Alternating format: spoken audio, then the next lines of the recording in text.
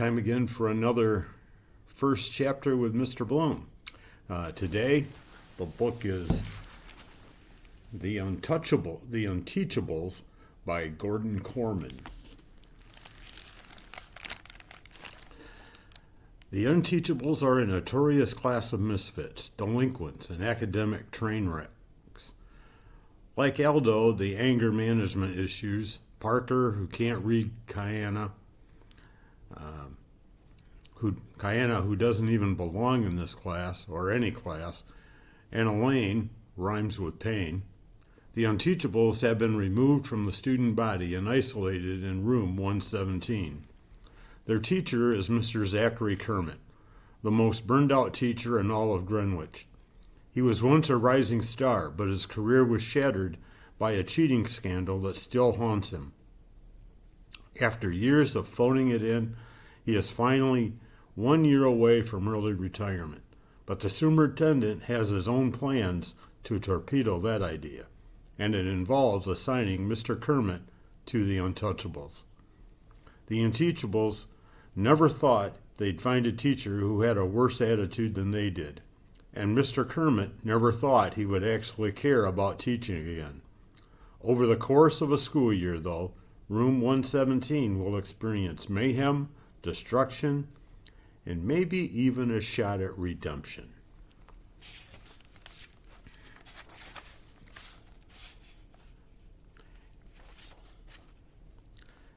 This book is dedicated for all the teachers who soldier on. Chapter 1, Kayana Rubini. It's no fun riding to school with Stepmonster, not with Chauncey screaming his lungs out in the back seat. Don't get me wrong, I'd cry too if I just figured out that Stepmonster is my mother. But at 7 months old, I don't think he's processed that yet. He just cries. He cries when he's hungry, he cries when he's full, he cries when he's tired, he cries when he wakes up after a long nap. Basically, any day that ends in a Y, Chauncey cries. There also seems to be a connection between his volume control and the gas pedal of the SUV. The louder he howls, the faster Stepmonster drives. "Who's a happy baby?" she coos over her shoulder into the back seat, where the rear-facing car seat is anchored. "Who's a happy big boy?" "Not Chauncey, that's for sure," I'll tell her. "Hey, school zone, you better slow down." She speeds up. Motion is soothing to a baby. Maybe so, but as we slalom up the driveway, swerving around parked parents dropping off their kids and screech to a halt by the entrance, it turns out to be one motion too many. Chauncey throws up his breakfast. Suddenly, there's cereal on the ceiling and dripping down the windows. That's another thing about Chauncey. His stomach is a food expander. It goes in his teaspoon and comes out 5 gallons. "Get out of the car," Stepmonster orders frantically. "You have to come in with me," I protest. "They won't let me register without an adult." She looks frazzled, and I guess I don't blame her. That much baby puke must be hard to face. "I'll run home, change him, and wipe down the car. Wait for me. 10 minutes, 15 at the most." What can I do? I haul my backpack out of the SUV and she zooms off around the circular drive. I don't even have the chance to make my usual Parmesan cheese joke. That's what it smells like when Chauncey barfs. When I first came from California to stay with my dad and Stepmonster, I thought they ate a lot of Italian food. That was a disappointment, one of many. So there I am, in front of Greenwich Middle School, watching swarms of kids arriving for the first day of classes. A few of them glance in my direction, but not many. New girl. Who cares? Actually, the new girl doesn't much care either. I'm a short-timer. I'm only in Greenwich for a couple of months while Mom is off in Utah shooting a movie. She's not a star or anything like that, but this could be her big break. After years of paying the bills with bit parts and sitcoms and TV commercials, she finally landed an independent film. Well, no way could I go with her for 8 weeks, not that I was invited.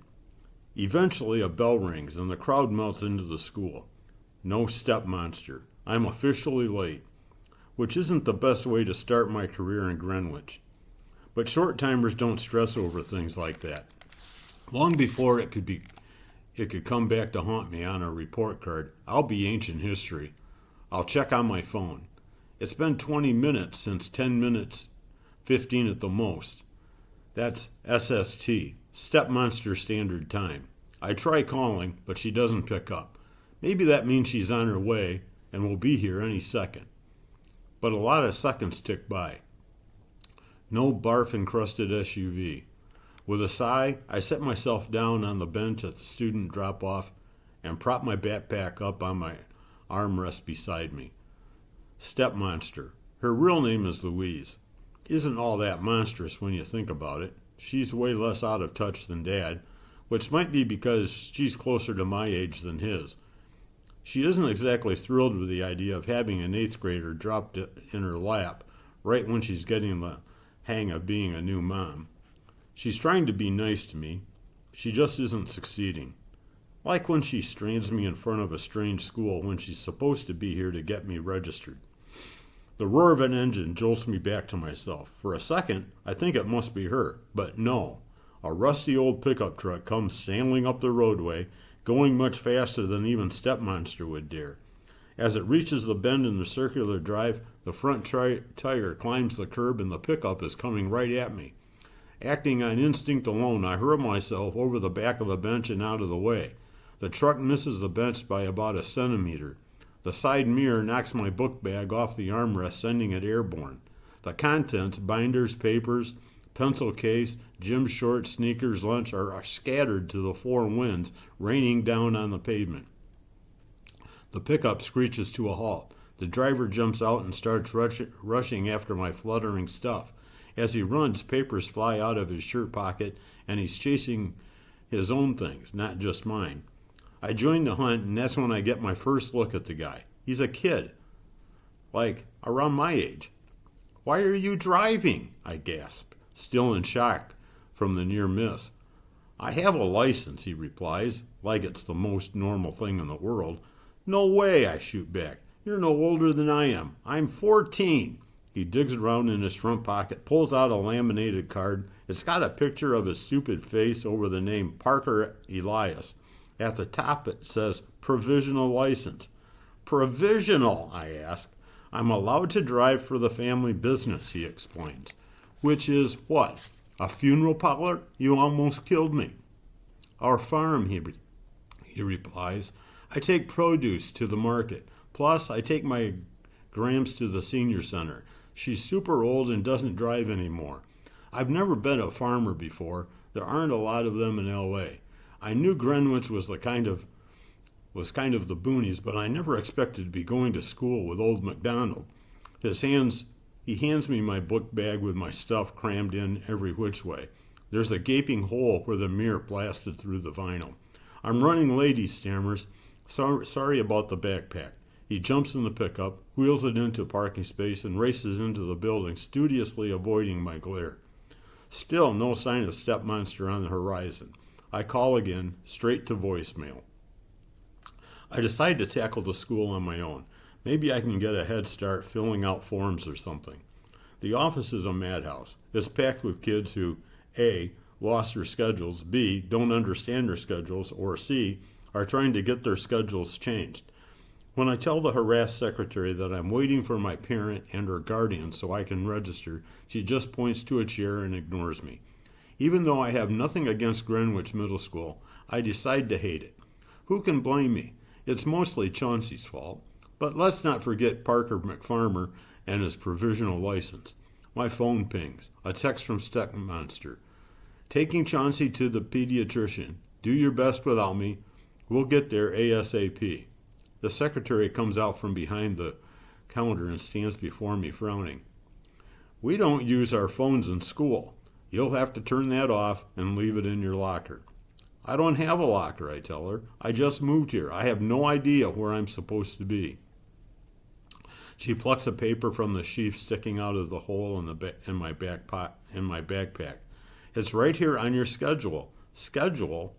Where would I get a schedule? I don't even officially go to a school here yet."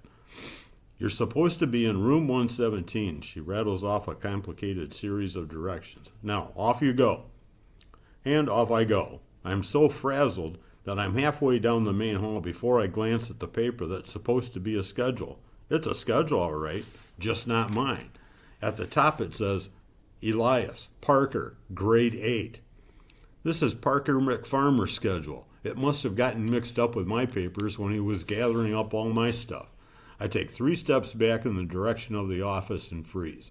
I don't want to face that secretary again. There's no way she's going to register me without Stepmonster, and if there's a backlog at the pediatrician's, I'm going to be sitting in that dumb chair all day. No thanks. I weigh my options. It's only a 15-minute walk home, but home isn't really home, and I don't want to be there any more than I want to be here.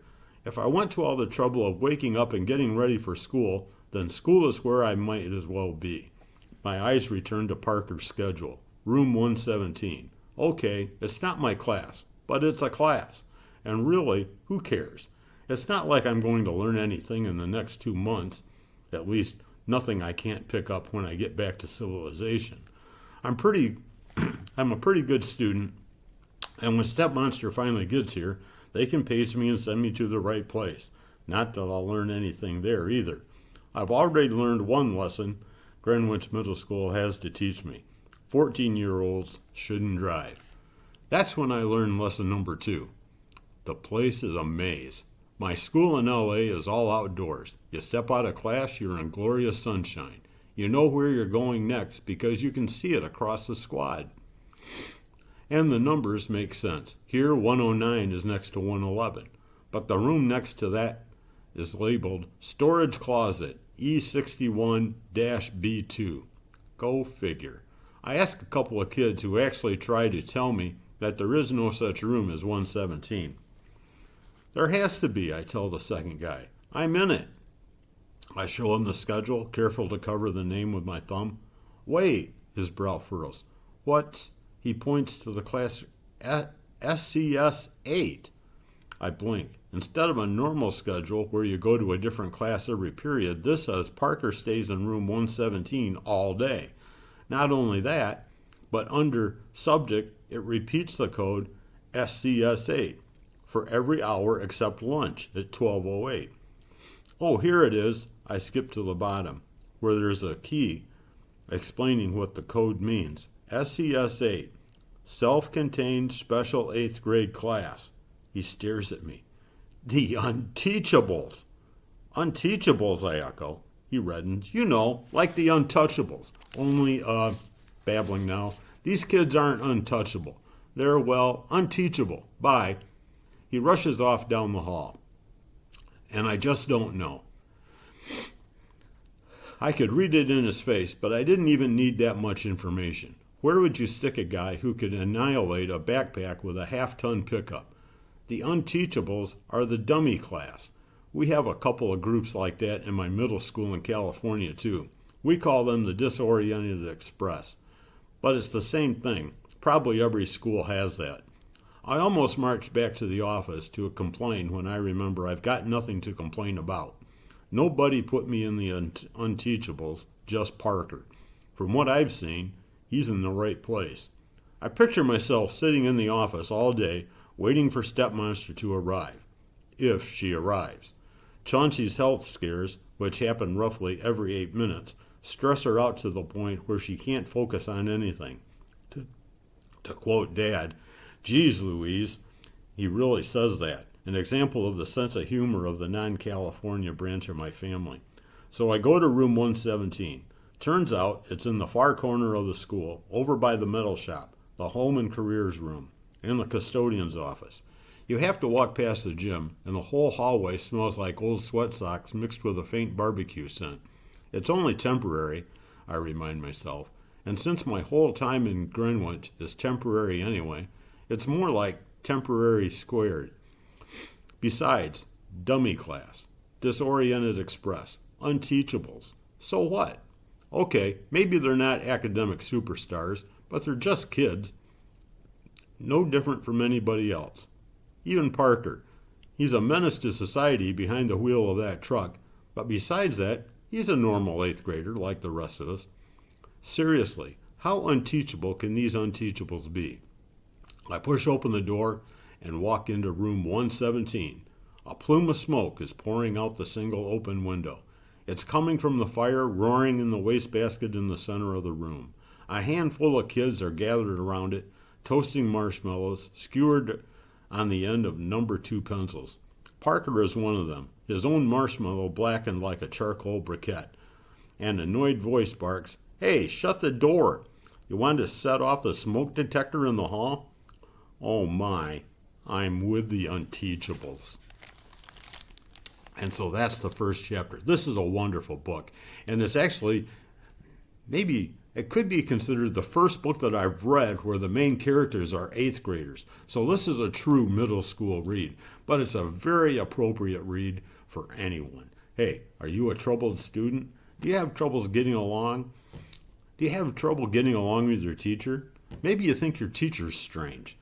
You know, this is a book that gives a perspective for everyone. And I hope you check it out. The Unteachables by Korman. Hey, you're going to like this.